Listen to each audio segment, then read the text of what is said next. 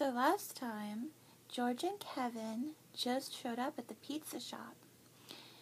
And the only problem is that Katie had switched bodies with Louie. Oh no, what will she do? Let's find out. Hey Louie, aren't you going to start the contest? Ian said. My brother looks awful hungry. Ian was Kevin's brother. So does George, Becky assured Ian. Jeremy didn't let him eat a thing before breakfast. Wasn't that smart? She smiled at Jeremy. Can we start the contest, Louie? Jeremy asked, turning away from Becky. Katie walked over to the oven, opened the door, and carefully slipped one of the giant pies onto a huge metal spatula, just the way she'd seen Louie do it. The pizza was heavier than she expected. It was very big. She had never held a whole pie before. The pizza was sliding off the spatula. Katie shifted her weight and quickly slid it onto one of the big metal pizza trays. That was a close one, Louie, one of the kids said, laughing. Katie blushed. Boy, that oven must be extra hot today, one of the adults said. Look how red Louie's face is. Come on, Louie, let's get going, Suzanne pleaded. Kevin is so ready. So's George, Jeremy added. Working near the big hot pizza oven made Katie very nervous. She wasn't supposed to use any oven without a grown-up. Her mother had made that rule very clear to Katie. But she had to break her mother's rule just this one time. She used a pizza cutter to divide each of the 4 cooked pizzas into slices. The 10 runners grabbed slices and raced them over to the contestants. As they ate, Katie slid 4 more of the pre-made pies into the oven. The contest had begun. Send another one this way, Jake Lawrence, a teenager who was one of the contestants, called out. Jake had 10 empty plates stacked beside him. That meant he'd eaten 10 whole slices of pizza. So far, he had actually been the one to eat the most. But Caroline Evans, a tall, thin, blonde woman, wasn't far behind. She'd eaten 9. And Neil Fleming and Brian Sanders had each eaten 7. Another slice for my man Kevin, please, Suzanne called out as she patted Tomato Man on the back and counted the empty plates beside him. He had eaten 6 whole slices. Suzanne, I don't think I can eat anymore, Kevin groaned. Suzanne looked at the next table where George was scarfing down his 7th slice. Oh, yes, you can. You don't want George, to beat us, do you? Us? Asked Kevin. Just how many pieces of pizza have you eaten? You know what I mean, Suzanne told him. All I know is if I eat another bite, I'm going to explode. Louie, count me out, said Kevin. Katie nodded. She reached over and took away his plates. The contest had been going on for quite a while now. Kevin was the 5th contestant to drop out.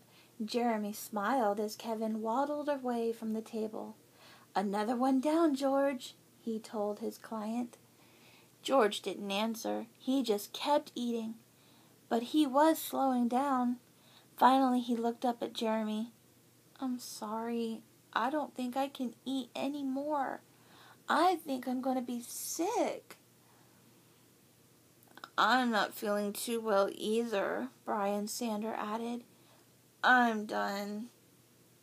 He took one bite of his 8th slice and couldn't eat any more. Katie looked over toward the counter. There was only one of Louie's pre-made pizzas left, and the 3 remaining contestants showed no signs of slowing down. Someone's going to have to make more pizzas, Katie thought. Then she realized that someone was her. This can't be that hard. Katie tried to convince herself. "I've seen Louie do it 1,000 times." Katie floured the cooking board and threw down a ball of dough. She pounded the dough just the way she saw Louie do it. Then she stretched out the dough and tossed it gently in the air. Whew! She caught it. Whee! She tossed the dough higher this time and twirled her body around in circles, just like Louie had did. But this time, she wasn't Louie. She had no practice in tossing pizzas, and it wasn't as easy as she thought it would be, and it plopped and landed right on her head. She shivered as the thick, damp, raw dough stretched down slowly over her face. It felt all gooey and gross, like some sort of weird edible Halloween mask. Suddenly people started applauding. They thought it was a show, like the clowns at Olives and Oregano. But Katie knew it wasn't a show. It was a big mistake. She pulled the thick, gooey pizza dough from her head and threw it in the trash. Then she reached into the refrigerator and pulled out another ball of dough. She floured the counter and poured the ball flat onto the plate. She tossed the dough ever so slightly. This time, she wasn't going to be fancy with it. "Hey, Louie, how about a song?" one of the audience members asked. Katie gulped. Louie always sang Italian songs while he made pizzas, but Katie didn't know Italian, let alone Italian songs. "Yeah, come on, Louie," said Ian. Katie racked her brain, trying to remember the words to one of his songs, but his songs were always in Italian, and the words never meant anything to her. Finally, Katie sang the only song she knew that might work. "On top of pizza, all covered with cheese, I lost my poor meatball while somebody sneezed." The crowd started laughing. "Boy, Louie's in a funny mood today," Katie heard one teenager comment. "It rolled off the table," Katie continued singing as she carefully landed tomato sauce on the circle of dough. "And under a bush, and then my poor meatball was nothing but mush." She sprinkled cheese on the pie. She looked at the finished pizza. It was kind of lopsided, more like an oval than a circle, but there was plenty of sauce and cheese.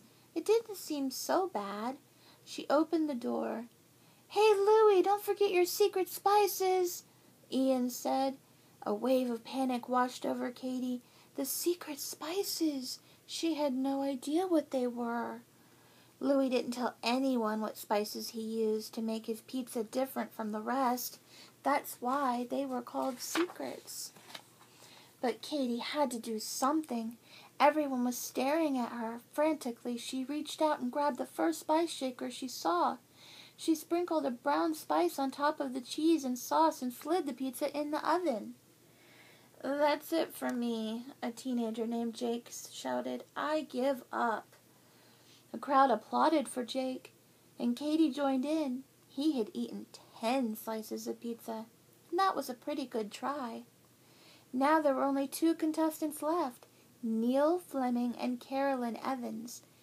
Katie placed more pizza slices on their plates and watched nervously as the 2 competitors chowed down. Those were the last slices Louie had made himself. The next pie was the one Katie had thrown together, and judging from the strange, unfamiliar smell coming from the oven, that pie was not going to be anything like the real thing. And then we'll stop there. I love you, baby girl. I hope you have sweet dreams. I love you, Johnny.